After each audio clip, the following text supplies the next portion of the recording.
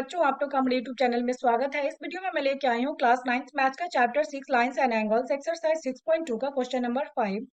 Question हमारा in figure PQ and RS are two mirrors placed parallel to each other and incident ray AB strike the mirror PQ at B. The reflected ray moves along the path BC and strike the mirror RS at C and again reflects back along CD. Prove that AB parallel to CD। और यहाँ पे हमारा एक figure given है। तो चलिए हम लोग सबसे पहले सॉल्यूशन स्टार्ट करने से पहले इसकी हिंदी समझते हैं और फिगर को समझ लेते हैं। काफी सिंपल क्वेश्चन है, तो स्टार्ट करते हैं सॉल्यूशन इसकी।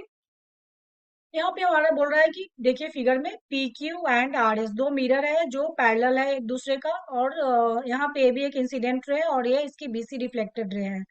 और ये जो BC है इस वाले मिरर के लिए इसकी इंसिडेंट रे हो जाएगी, और यहाँ से चूंकि ये स्ट्राइक होकर जा रही है तो ये इसकी CD रिफ्लेक्टेड रे हो जाएगी।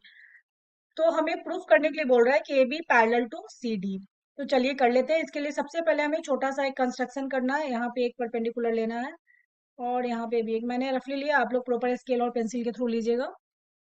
तो चलिए स्टार्ट करते हैं। और इस सबका यहाँ पे जो भी एंगल है सबके नाम हम लोग दे देंगे। यहाँ पे हो जाएगा 1, ये हो जाएगा 2, इसको 1 दे देते हैं, इसको 2, ये 3 हो जाएगा, और ये 4। आप इसका प्रॉपर नाम भी लिख सकते हैं बट 1 2 लिखने से थोड़ा इजी है।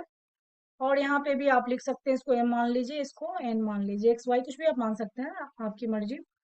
मैंने यहाँ पे M एंड N लिया है। तो चलिए स्टार्ट कर लेते हैं फिर। सबसे पहले इस फिगर में समझते हैं कि हमारा A B equal to angle 1 equal to angle 2 होगा। क्यों होगा ये? क्योंकि हमने लाइट चैप्टर में सीखा है कि angle of incidence equal to angle of reflection, मतलब angle I equal to angle R. तो ये वाली हमारी अगर इंसिडेंट रे ये रिफ्लेक्टेड रे है, so angle 1 equal to angle 2 हो जाएगी। और angle similarly angle 3 equal to angle 4। तो चलिए इस चीज को हम लोग यहाँ पे मेंशन कर देते हैं। तो सबसे पहले हमने जो भी यहाँ पे कंस्ट्रक्शन किया है उसको हम लोग यहाँ पे लिखने वाले हैं।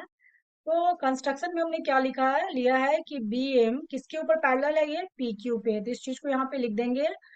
एंड उसके बाद क्या है, CN जो हमारा है, CN पैरेलल टू परपेंडिकुलर किस पे हो जाएगा, ये RS। ये हमने कंस्ट्रक्ट किया है।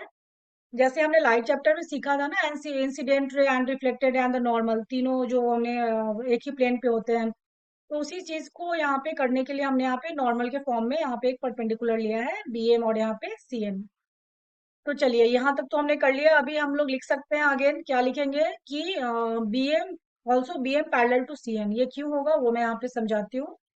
लिखेंगे BM पैरेलल टू CN। क्यों होगा? क्योंकि perpendicular on parallels are also parallel. इसका एक रीजन है, देखिए यहाँ पे साइड में मैं समझाती हूँ।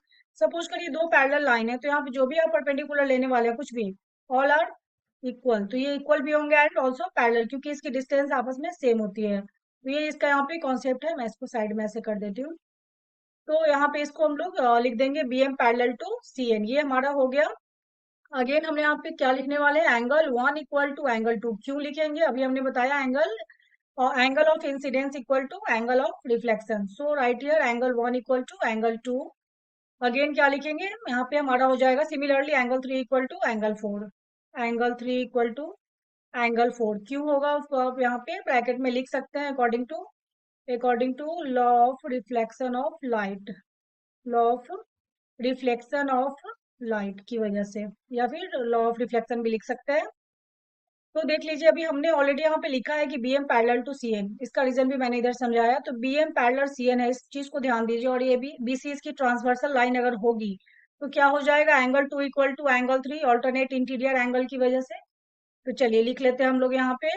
Again angle 2 equal to angle 3 क्यों होगा, लिखेंगे ऑल्टरनेट इंटीरियर एंगल, क्योंकि ये दोनों लाइन पैरेलल है और BC इसकी ट्रांसवर्सल है। तो हमारी क्या बन जाएगी, एंगल 2 इक्वल टू एंगल 3।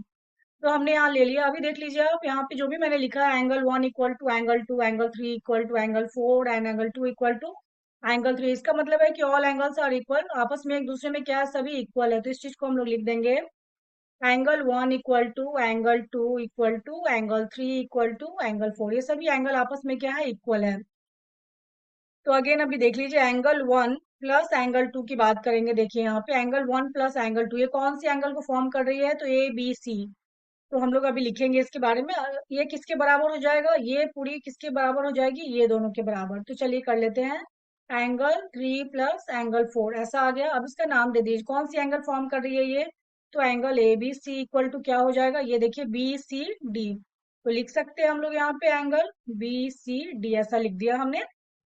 तो ये तो हमारे अभी हो गए। अभी हमारा ये रीजन बताना है आपको कि एंगल इक्वल कब होती है, जब हमारी लाइंस पैरेलल हो, ठीक है। तो इस चीज को हम लोग यहाँ पे, अभी मैं साइड में यहाँ पे लिखती हूँ। तो लिखेंगे यहाँ पे, आप लिख दीजिए सो ए बी पैरेलल टू, क्या लिखने वाले हैं हम लोग? सी डी, यही हमें प्रूव करना था। और यहाँ साइड में लिख देंगे कि these angles, these angles are alternate angles, बस इतना लिख देना है, ऑल्टरनेट एंगल्स। ये लाइन लिखना जरूरी है, मेंशन कर दीजिए इसको। तो काफी सिंपल क्वेश्चन है, इस तरीके से ये क्वेश्चन कंप्लीट होता है। इस क्वेश्चन की प्रैक्टिस करिए, पेपर में ऐसे क्वेश्चन रेज होते हैं। फिर मिलती हूँ नेक्स्ट वीडियो में नेक्स्ट क्वेश्चन के साथ, तब तक के लिए बाय बाय, थैंक यू।